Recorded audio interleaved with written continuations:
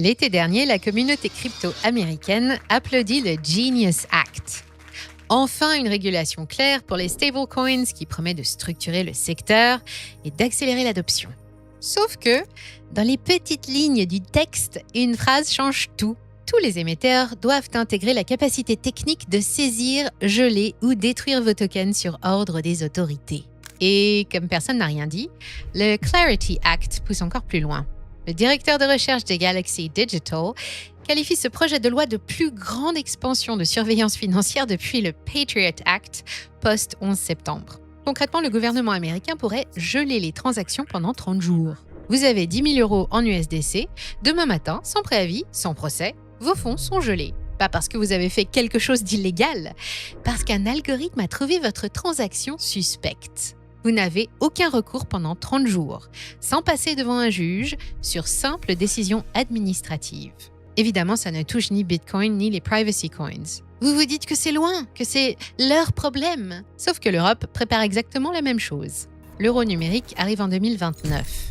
Une architecture centralisée, une traçabilité totale et des plafonds de détention qui vous forceront à rester dans le système bancaire, bien contrôlé par des personnes que vous n'avez même pas élues pour vous diriger. Dans cette vidéo, nous allons vous montrer comment ce piège financier se referme des deux côtés de l'Atlantique. Nous allons décortiquer les mécanismes qui permettront de contrôler chaque euro que vous dépensez. Et si vous n'étiez pas déjà convaincu, on va voir pourquoi la France est peut-être le pire endroit en Europe pour les libertariens pro-crypto. Saisir, geler ou détruire, ce sont les mots exacts du Genius Act. Pas une interprétation, pas une extrapolation. Le texte de loi signé par Trump le 18 juillet 2025 oblige tous les émetteurs de stablecoins à intégrer cette capacité technique, sur ordre des autorités. 68 voix pour au Sénat, 308 à la Chambre. Républicains et démocrates réunis pour la domination du dollar face à la Chine. Sur le papier, une victoire historique pour l'industrie crypto qui obtient enfin son cadre légal. Dans les faits, un cheval de Troie. La définition de ordre légal est volontairement large. Un tribunal, oui, mais aussi une simple demande administrative du Trésor, du FinCEN ou de l'OFAC. Aucun juge nécessaire. Tether, Circle, tous les émetteurs mondiaux qui veulent servir le marché américain doivent installer ces backdoors. Mais le plus absurde dans cette histoire, le même homme qui signe cette loi a interdit les monnaies numériques de banque centrale aux États-Unis. Pas de CBDC américaine, promis juré. Sauf que le Genius Act donne exactement les mêmes pouvoirs de contrôle sur des cryptos censés être décentralisés. C'est peut-être pire, parce que tout le monde pense être protégé. Et le Clarity Act enfonce le clou. Ce projet de loi, toujours en débat au Sénat début 2026, a fait réagir Alex Thorn, directeur de recherche chez Galaxy Digital. Son analyse de janvier est sans appel. S'il était adopté, ce serait la plus grande expansion des pouvoirs de surveillance financière depuis le Patriot Act. Concrètement, 3 mécanismes. 1. Temporary Hold, qui permet de geler vos fonds 30 jours sans ordonnance judiciaire, une extension des obligations anti-blanchiment aux interfaces DeFi et un bouclier juridique pour les entreprises qui bloquent vos fonds préventivement. Thorn appelle ça un levier d'interruption de transaction. Geler d'abord, poser des questions ensuite. Même dans le camp républicain, ça coince. Warren Davidson, pourtant défenseur historique des cryptos, a retourné sa veste début décembre 2025. Ces mots sont violents. Une illusion cosmétique de liberté conçue pour permettre plus de surveillance, coercition et contrôle. Il parle d'un CBDC de gros, déguisé en régulation pro-innovation.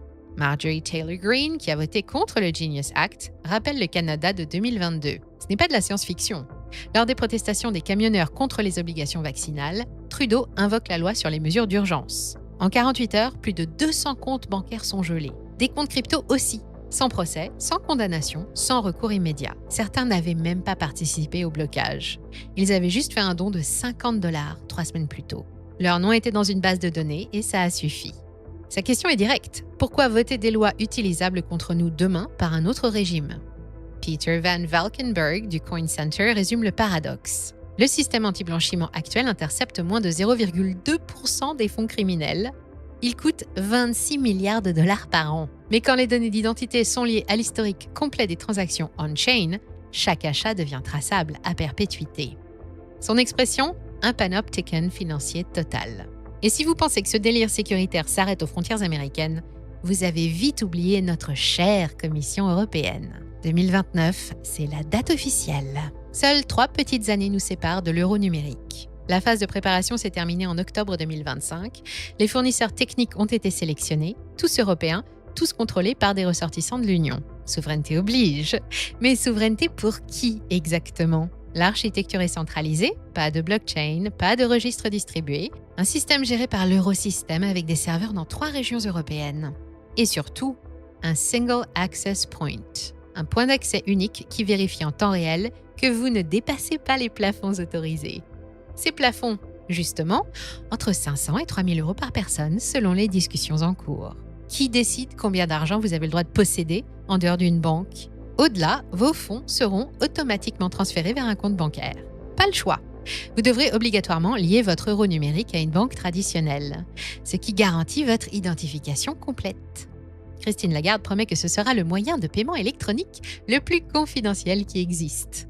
Elle veut répondre à toutes les théories du complot sur Big Brother. Sauf qu'en novembre 2022, la même Lagarde déclarait autre chose. L'anonymat total, comme le liquide, ne semble pas être une option viable. Ça contredirait les objectifs de conformité anti-blanchiment. Le Comité européen de protection des données a d'ailleurs tiré la sonnette d'alarme. Dans son avis d'octobre 2023, il recommande d'éviter une centralisation excessive des données personnelles par la BCE. Recommandation ignorée. Et la BCE jure que l'euro numérique ne sera jamais de l'argent programmable. Jamais de limitation sur où, quand ou à qui vous pouvez payer. Sauf que le cadre légal dit autre chose. L'article 16 autorise la BCE à fixer les limites de détention. La Commission peut imposer des limites de transactions par acte délégué, sans vote du Parlement européen. Le docteur Patrick Schwefel de l'Université de Fribourg résume la situation. Avec cette infrastructure, une technologie sera déployée qui peut être utilisée pour la surveillance et le contrôle comme aucune autre dans l'histoire humaine. Même le rapporteur du projet au Parlement européen est sceptique. Fernando Navarrete Rojas a publié un document au titre explicite. A-t-on vraiment besoin de l'euro numérique ? Une solution à quel problème exactement ? Le rapporteur lui-même doute de l'utilité du projet qu'il est censé défendre.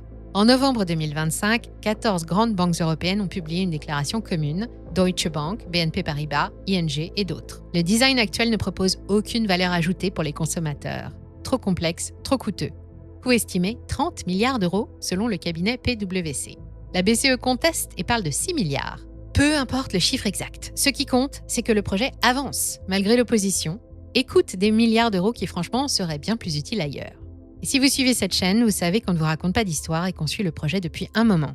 Abonnez-vous pour ne rien manquer de la suite, parce que l'euro numérique n'est peut-être que la partie visible. L'Europe a toujours des années de retard sur les États-Unis en matière de crypto. Mika a copié les grandes lignes de ce que la SEC imposait déjà. Alors imaginez la suite. Le Genius Act devient la norme mondiale pour les stablecoins. Le Clarity Act passe au Sénat américain. Combien de temps avant que la Commission européenne propose un texte équivalent ? Vu comment DAC8 est passé, la réponse ne fait aucun doute. DAC8, c'est la directive européenne sur l'échange automatique de données crypto. Depuis le 1er janvier 2026, les plateformes crypto transmettent automatiquement aux autorités fiscales l'identité complexe de tous les utilisateurs, la valeur des portefeuilles, l'historique des transactions, tout, adopté sans véritable débat public. Et la France, dans tout ça ? Premier pays européen pour les fuites de données en 2024, plus de 5600 violations enregistrées par la CNIL, Free, France Travail, des dizaines de millions de Français exposés. La fuite de Ledger de 2020 continue d'alimenter les criminels 5 ans plus tard. Résultat, la France concentre près d'un quart des agressions physiques contre les détenteurs de crypto dans le monde. On centralise les données, l'État rend vos avoirs transparents, puis les criminels se servent dans la base de données et savent qui cibler. Un sondage IFOP révèle que 84% des Français pensent que leur vie privée serait davantage contrôlée si les espèces disparaissaient. Ils ont probablement raison. Des deux côtés de l'Atlantique, le même piège se referme. Aux États-Unis, on applaudit une régulation pro-crypto qui installe des backdoors de surveillance. En Europe, on promet la confidentialité tout en construisant une architecture de traçabilité totale. L'argument est toujours le même. Lutter contre le blanchiment, protéger les citoyens, sécuriser le système. Sauf que les chiffres racontent une autre histoire. Moins de 0,2% des fonds criminels interceptés, 26 milliards de dollars de coûts annuels. Des millions de Français exposés par les fuites de données que l'État centralise lui-même. Le remède crée la maladie qu'il prétend soigner. Bitcoin est né en 2009 d'une promesse simple, reprendre le contrôle de son argent. 15 ans plus tard, cette promesse n'a jamais été aussi menacée ni aussi nécessaire. 3 mots à retenir, saisir, geler, détruire. À vous de décider de quel côté de la cage vous voulez être.